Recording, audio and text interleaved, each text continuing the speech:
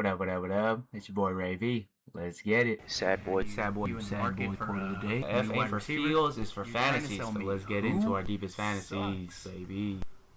I'll give you a third for him, though. It's Wednesday, y'all. You know what time it is. It's time to work on that ugly, disgusting team Wednesday. This manager for real needs it. Let's be for real, though. Kinda. Let me just show y'all. Alright, let's get it. We're gonna be back right in this league again, F Dynasty. We're gonna check out War Zone. So starting lineup is Baker Mayfield, Jonathan Taylor, Travis Etienne Achan, Amon-Ra St. Brown, Harold Fannin, Tony Pollard, Jordan Mason, Lutz, Wilson, and Cashman. His bench is going to be CJ Stroud, Tuden, Gordon, Caleb Johnson, J.K. Dobbins, Malik Davis, Matthew Golden, Isaiah Likely, 2 empty bench spots, and Malik Neighbors and Garrett Wilson on his IR. 4 empty taxi spots, and he got 208, 306, 406. So he's at the 6th slot, does not have his own first and second. And for the future, I see he's missing a second and a fourth in 2027, and he's missing a first and a fourth in 2028. Seems not too bad. You just throw Garrett Wilson in this wide receiver spot. Probably take Jordan Mason out, maybe Tuden. Tuden or Likely would be a good flex right there. I mean, his lineup will be filled. Tony Pollard will be a good flex option. Not too bad from what I see, you know, just injury ridden. Matthew Golden should be at least a flex option this year. We should see. We shall see. And hopefully Malik Neighbors is good for this season. ACL bros, you know how I feel about it. So if you could sell high on Malik Neighbors, and remember that the F ain't for Fields, it's for fantasies, baby. That would probably be the best option. He's not going to be good this year. I don't even know if he'll be ready to start the year. But you did take him at your 103, so yeah, I could see the F might be for Fields for you. It makes total sense. Since we did this league last week, I'll try to just quickly overview the free agency. I mean, you don't really need a quarterback, but you know, we got Malik Willis, Geno Smith, Sean Watson on here, Kirk Cousins. You got 2 good quarterbacks. You don't need to play around with that. Running backs, pick up Keaton Mitchell. I mean, you got so many running backs already, but you know, if you want to just hold,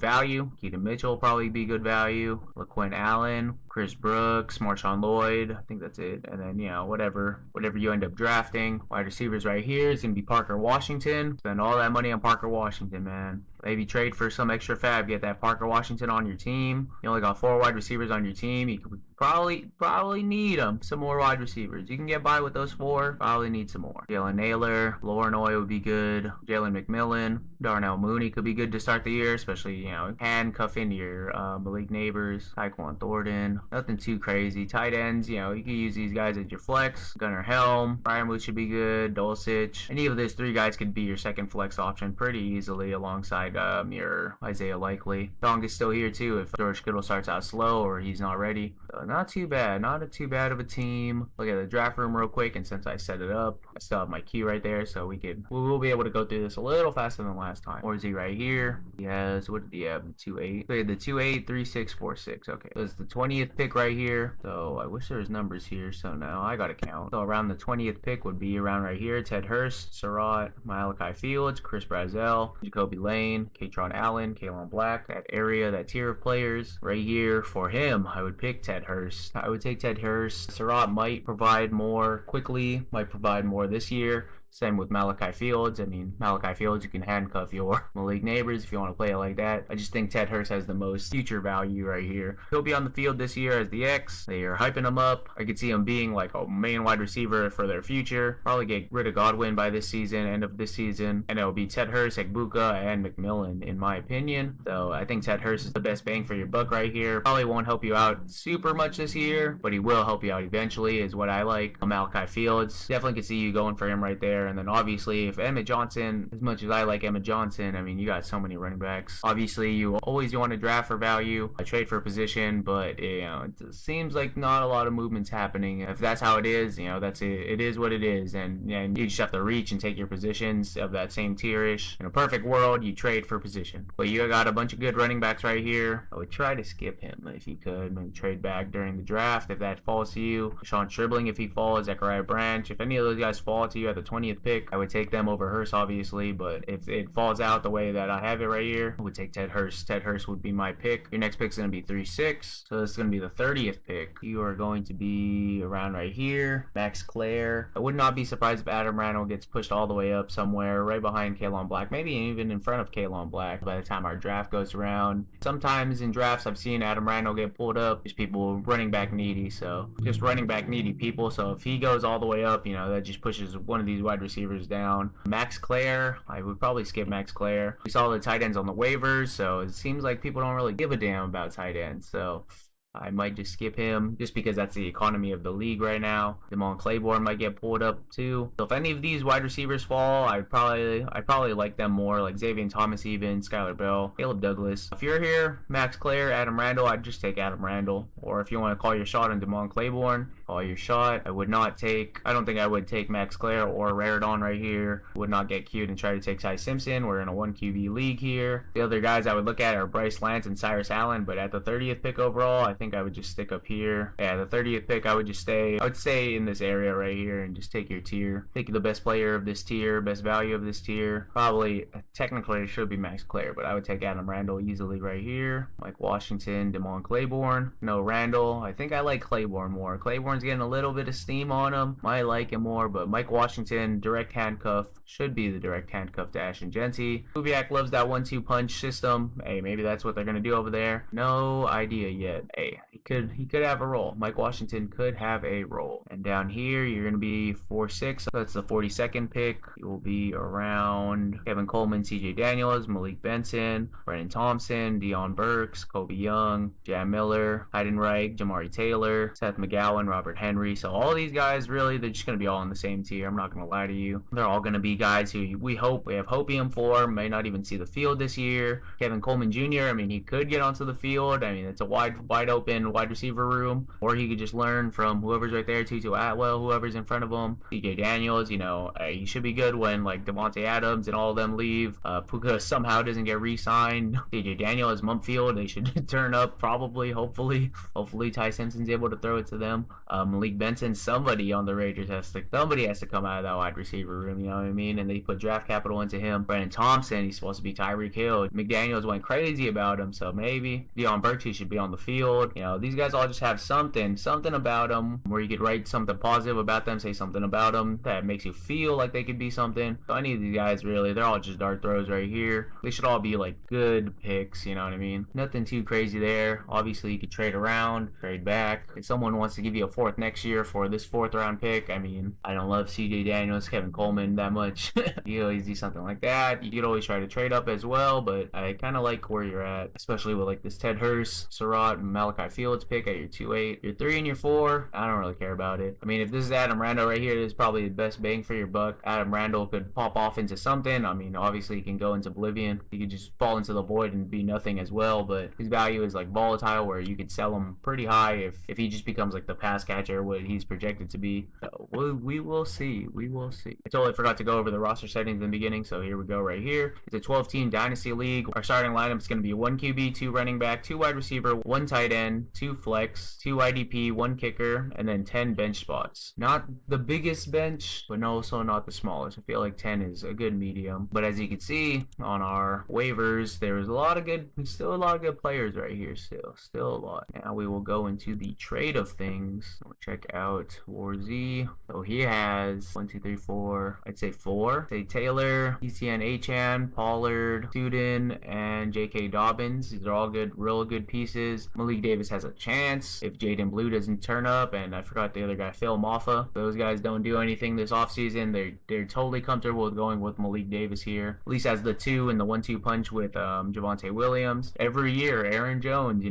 Jordan Mason could overtake Aaron Jones. I don't believe it. He had the chance last year. He kind of sucked. The whole offense sucked, to be fair. But, that's a piece right there as well. Ollie Gordon has to fight Jalen Wright. Both of them turned up last season as the backup handcuff reliever back type role. Both of them shined, so I really don't know what's going to go on there. Caleb Johnson, we just hoping for you. You have a lot of running backs here, a lot of usable running backs. You can start 4 max a week, 2 running backs and then 2 running backs as your flexes. If you really want, you might have to do that most times because you only have 4 wide receivers, which is kind of crazy to look at. You should have Amon-Ra and Garrett Wilson for sure. Matthew Golden, I don't know if you comfortably be able to play him in your wide receiver spot, maybe the second flex maybe. Malik Neighbors, hopefully if he's healthy, you can play him this season. Hopefully when he's back, he's not totally, ramp up period for 6 weeks, nothing crazy like that, because you could totally use him. You got Harold Fannin and Isaiah Likely, they're going to be good, very good tandem right here. You don't always need a second tight end, and your second tight end's already Isaiah Likely, so that's chill. Your picks look disgusting, but it is what it is. So you're going to be carried hard by Amon-Ra, Garrett Wilson for sure. Hopefully leave Malik Neighbors, but you still got Jonathan Taylor, ETN, Achan. Tuden should be on the rise. J.K. Dobbins should still get you some points too. Jordan Mason, Tony Pollard. So not a bad team here. Your quarterback looks set. Your running backs look set. Even your wide receivers kind of look set. I mean, you could always get more. That's what we're going to try to work on, getting you some more wide receivers or more picks for the future, because you got way too many running backs right here. You do not need all these running backs. You really look like you could use Jalen Waddle and get rid of Jordan Mason. I don't know why that specifically came to my head. It's almost like that's a trade you made last season, that you wanted Jordan Mason so bad that you gave up Jordan Mason and some picks for Waddle. That's crazy. This must be a fever dream I've been having. You could definitely use a Jalen Waddle over here, and then this is clearly the guy you traded with, and this guy could use some running backs here, so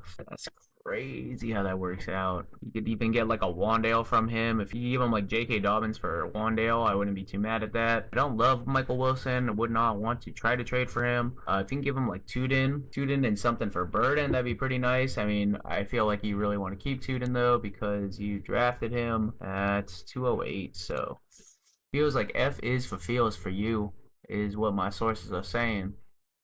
Tony Pollard, he should be good this year, but you really don't need him on your team. He can definitely fetch you something. So even with this guy, you can trade Tony Pollard to him, and take his. I mean, I don't really care about 207 this year. I was gonna say take a second from him next year. He does not have a second, so no, I would not do that. J.K. Dobbins, Tony Pollard. I value Tony Pollard higher, but you could definitely just get a second for both of them pretty easily, in my opinion. Somebody who needs a running back, you can go to this guy. Maybe this guy's scared. He needs an extra running back because he has Josh Jacobs. You can snatch a second off of him. Probably J.K. Dobbins for the 210. I'm not mad about it. I probably want a little higher, but he is coming off an injury. You got to respect it. Or you can take a 2027 second from him next year, something like that. Tony Pollard, you could probably easily get a second for him as well. I'm trying to see if you can find a wide receiver or something. Would be real great to get Jalen Waddle back, but the price is going to be higher, and I feel like this guy doesn't want to do a trade backseat with you. I feel like the pride's in there a little bit. I feel like the ego's in there. So don't think that's going to be a good trade candidate for you, or trade target for you. You try to get Luther Burden off of him. It's probably going to be a high price to pay. Pollard or J.K. Dobbins, whatever he wants. I personally like Pollard more. I think he's going to score more, but probably J.K. Dobbins is what the consensus, what most people find sexier to trade for than Tony Pollard, if we're being for real. It's unfortunate because Tony Pollard is pretty good. I like Tony Pollard. Obviously that Wandale trade I was saying, but I want Luther Burden. Give him Luther Burden. How about we just give you Tuden? Not that Harvey becomes like a flex. Even Jalen Warren is kind of like a flex now, because more than a running back 2, because Rico Dowdle's over there. Maybe he catches enough balls to just actually be in like running back 2 range weekly, but this guy needs some running back. Even Bucky Irving, Kenneth Gainwell's over there now, but he's still the one. I would say he's the one, but these guys are two backs in their own system, in their own teams. So giving them 2 running backs for Luther Burden, not the craziest thing, not horrible. If I were this guy, I'd probably try to wiggle whatever extra I can get, but it's not a horrible trade. This guy only has 2 running backs. You give him 2 starting running backs. He only has 1 real starting running back, if we're being for real. Luther Burden on the rise. You could always throw Golden in there. If I threw Golden in there, Matthew Golden. If you throw Golden in there, I'd probably take out Tuden. I would not give up Bashal Tuden and Golden. That seems like an overkill for me, even though it's Luther Burden we're talking about. Matthew Golden and Tony Pollard. That's a pretty good trade to me. But if this guy really is stuck on Tuden, you do something like that and, just take a draft pick back. I feel like that is kind of close now that I stare at it. Not super close, but 207 worth. I don't know if you can get that. I would ask for that. I would not know if you can get that. Definitely 311 probably sounds right. If you really need more, shoot, take that 402 is what I would do. First I would ask for that 207 obviously, then I would ask 311 and 402. That's still a no. I'd probably just be like, fine, here you go. I'll give you 402 and here's 406. And me personally, if this was really me, I'd be a little petty with it, and I'd say, you know what, making me do all this work, give me $30 in fab. Be like, give me that extra $30 in fab, blah blah blah. This is what makes the deal work. We saw that Parker Washington on free agency earlier, man. Get that extra fab, you feel me? Sucks you lose Matthew Golden, you get Luther Burden. Sucks you lose Bashal Tuden, you get Luther Burden. As much as I like Matthew Golden, I think Christian Watson's the guy to own there in Green Bay. Then I think it's Matthew Golden, then I think it's Jaden Reed. As much as I also really like Jaden Reed, I really like all these Green Bay Bay guys. Hate the Green Bay Packers. It's more like I hate Jordan Love. That guy just, he's not doing it. He's not doing it for them. Their run game's too good. They don't need to rely on him. Pass it more. All those guys would thrive. All of them would easily thrive. This guy needs running backs, backup running backs, but I don't think he has wide receivers if I remember correctly. Yeah, he doesn't really have much over here. This guy should just stick and pick. Leave him alone, probably. You could entertain it. Try to see if he's entertained by you. Does not look like a good team to go to. This guy right here, Javonte Jacobs and Kyron Williams. He does have a bunch of wide receivers, so try that one out. So we could try to keep your core here. Taylor, Etienne, Tudin, give up J.K. Dobbins maybe. Jordan Mason, probably not as likable. Tony Pollard even. And get back Pittman. That's A.J. Brown and JSN. Does he really need Pittman? You got Trey Harris. He has all these guys that I like. Isaiah Bond could be a sleeper pick. Jalen Royals. I don't love Jalen Royals that much. KLS is on there. Ayuk, if you really just want to hold him. I think Noel's going to be pretty good too. I wouldn't hate this right here. Just Michael Pittman, Isaiah Bond straight up. Michael Pittman's going to be good. I'm very positive he's going to be good with Aaron Rodgers. After Aaron Rodgers, I don't know if he's going to be good. Not sure how good Will Howard would be or Drew Allar would be for Michael Pittman, but I know that Aaron Rodgers is good for Michael Pittman. So I like that trade right there. You know me. Give me some extra fab. Hey, it's not even enough yet. You know what? Give me like $33 in fab. $32. I just hit the wrong button. But whatever. $32 in fab. I'll take that. I'll take that little extra. And then you get these two receivers. You get rid of two running backs. And then you get Parker Washington. Easily done. Obviously, you could trade for picks and stuff. I feel like those ones are a little self-explanatory. You don't really need me to say. You can trade for the 210 pretty easily with J.K. Dobbins, Tony Pollard. You can get more with them, but 210, I don't hate it. I kind of hate it. You should get more than the 210 for either one of them by themselves, but a trade like that could really work. Try to come over to this guy.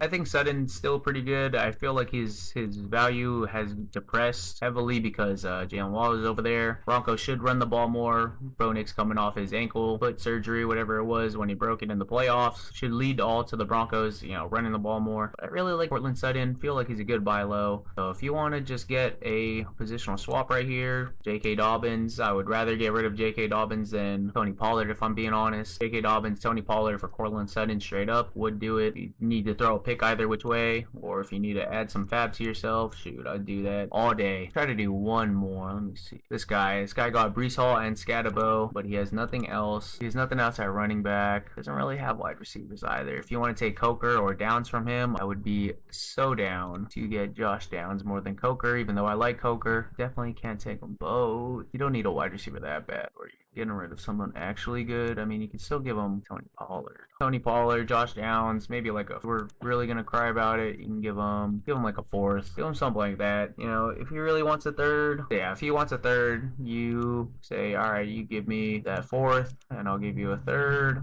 something like that.